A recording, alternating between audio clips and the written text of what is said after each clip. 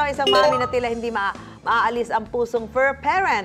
Kwento ng anak na si Ishi, hindi raw kasi makamove on. Ang kanyang mami sa 7-year-old fur baby nilang namatay noong May 13. Pero nang mag-uwi ng Pomeranian puppy sa kanyang kapatid, nahanap muli ni Mami ang happiness sa bagong Fur-Ever Babies. Naantig ang puso ng netizens at may mahigit 1 million views na ang kanilang TikTok video. Iba naman kasi talaga ang bigay ng mga alaga natin, mga pet, di ba? Talagang unconditional love. Unconditional love. So talagang yan eh. Sabi nga, di ba may mga dog therapy nga. Ginagamit na pang Mga therapy dogs. Therapy Pampasaya, dog. mental health issues. Yes. Nakakatulong nga. At